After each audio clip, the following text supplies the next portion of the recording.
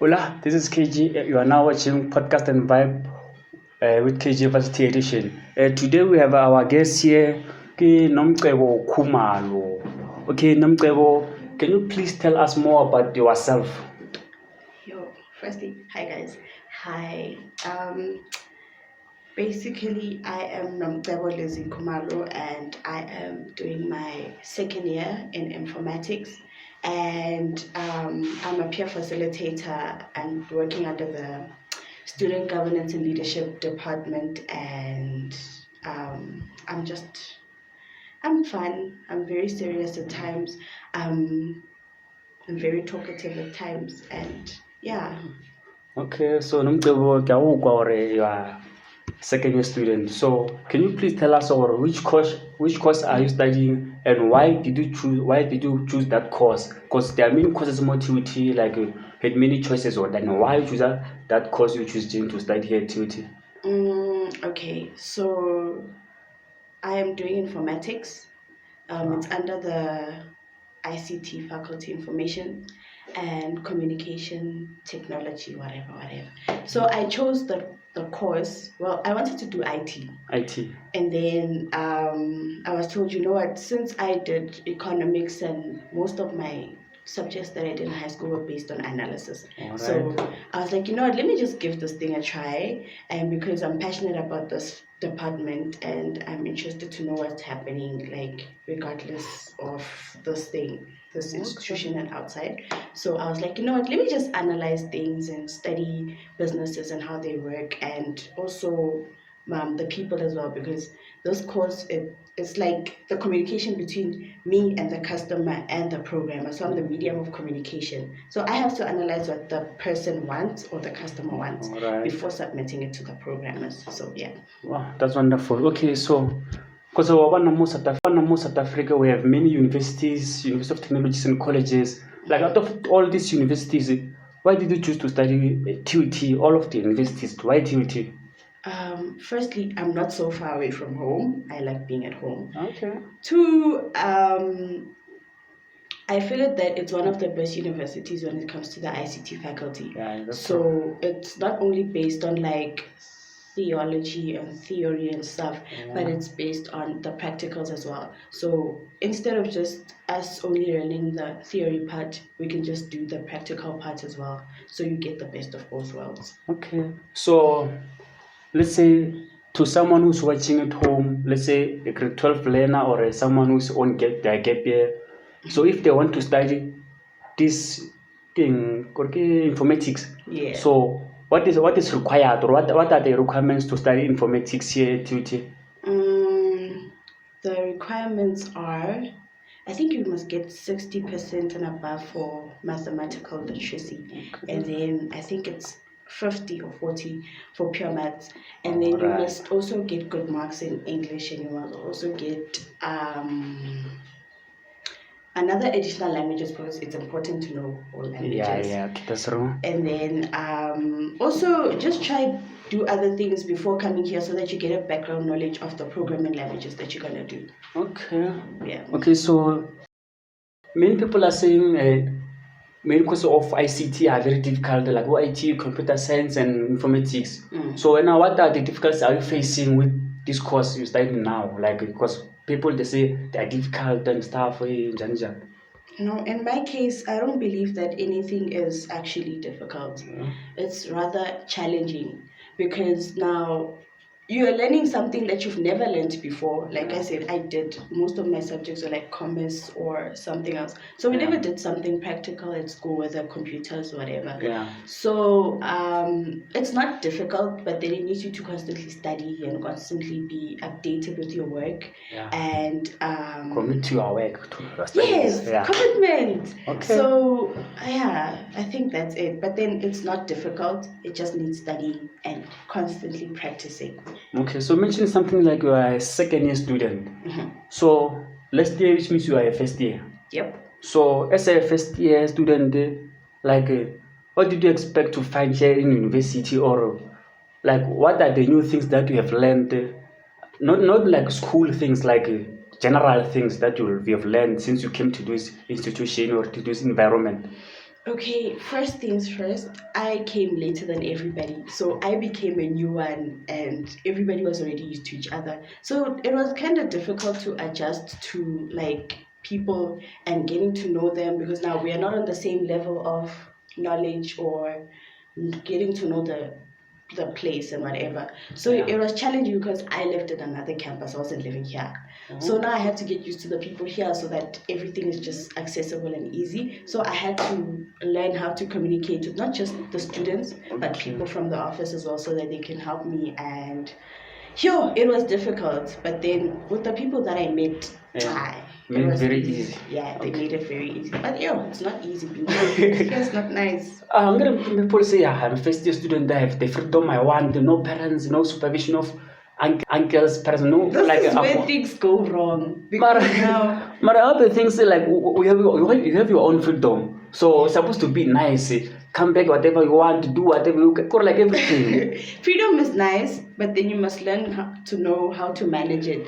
Because now, the course that you're doing requires you to be focused. Yeah. There's no way you can slack. Whichever course that you're doing, it cannot be just under our faculty. But then every course that you're doing, so that you can graduate on time, you can do it everything on time. So you must learn how to manage your time, manage your freedom. It's okay to go out from time to time, but don't overdo it because of friends. So let's get under influence, please. So let's remember why you came here. Focus. So you told me about the peer facilitator and there's a peer educator. So what's the difference between peer facilitator and peer educator? Okay, so a peer facilitator works under the SGLD department, whereas we deal with first year students that are new to the environment. So we just learn we're teaching them how to work with other people and basically training them to work in the real world. Basically teaching them how to unlock their leadership skills, entrepreneurial skills. Personal development as well is highly important, and communication. You don't just communicate with people within the campus, but outside. Generally. And then peer educators work under the Health and Wellness Directorate. So they work in the clinics and they deal with people. They spread awareness of like the illnesses and safe sex practices and so forth. So they deal with the health side, we deal with personal development side. So when now you don't work at the clinic? No. I'm about a peer educator facilitator. Maybe I thought maybe peer is like I'm just the same age as you. Yeah, I understand peer. Educator, and then facilitator. Yeah, so that we make things comfortable for the people that we're working with. So as a peer facilitator, what challenges do you face? Because of obviously there are challenges there and there. Okay, the first challenge I faced was when I applied for this position. I had to write a whole lot of things. I had to write a whole lot of things to show why I'm worth this thing. And I figured that I can make an impact to other first years as well, because I know it is not easy adjusting to this whole thing. And like coming here is just scary because number one, the place that we're in is not safe at all. So people must learn to get used to each other. Why is not safe? Because there's an officer, security guards. I mean, the minute, like you said, you mentioned freedom, right? Yeah. People want freedom, and freedom is outside. Oh. So they have to get to know each other in case they need to go somewhere. They can go in groups. Or safety. You don't mean inside the campus. No, campus is very safe. All right. Yeah, and the challenges I also faced was trying to get used to my juniors, because now it's not easy like talking to people that you don't know of. But luckily they made things easier for me and they opened up to me as well. So it's like introducing myself and I was like, hi guys. They're like, hey. And they're already used to each other. Let's say I want to be a peer facilitator. Then if I want to apply for that position or I want to be a peer facilitator, what is required? Because many students maybe time they also want to be peer facilitator or peer educator, but they don't know where to go, where to start, who to approach.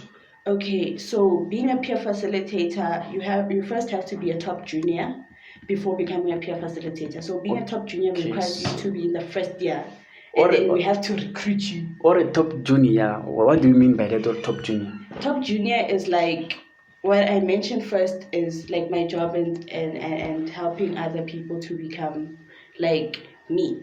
So basically it's like teaching them and making them learn how to become better versions of themselves and gaining their leadership skills. So it's important that they also learn the foundation before going to the second level. So I wasn't going to become a peer facilitator if I wasn't a top junior last year. So a peer educator, I think the posts come out, so you get the forms at the clinic and then you see the requirements, and then if there's anything more that you want to ask, I mean, the people there are very friendly, so yeah. Okay, so to a student or someone who's watching at home, let's say grade 12 now, someone who wants to come to this institution, so at least tell them how life like tell them what to expect, not what to do when they come here, or for the first days that they're already here, because some of them, they don't know what's happening anymore. Jiggy is final exam next, so we're now every day out clapping with friends and stuff. Okay, so first things first, I would like to say to them that, you know, it's important to gain your leadership skills. So as a first year, just join the top programs so that it's easier for you to get that foundation for networking skills, communication skills, and whatsoever. And that way, it makes things easier for you to take a break from your academics. I mean, we go through a lot as students. So I myself took this initiative to be like, you know what, let me just take a break from my books and join this program, and it was actually helpful. And learn how to communicate with other people, not just the first years. Learn how to communicate with other people, even when they're last year's graduates, whatever, and get to know their experiences and get to compare them to yours, and chill with like-minded people that will help you, and don't just have fun always. Yeah, there's time to be serious and there's time to play around. Okay, so I don't know if ever I want to ask this quiz question. Like how do you maintain your time management? Because you are a student, you are a peer facilitator, and obviously you also have your private life. So mjolo, and everything. If maybe we are of course. Okay. It's not easy.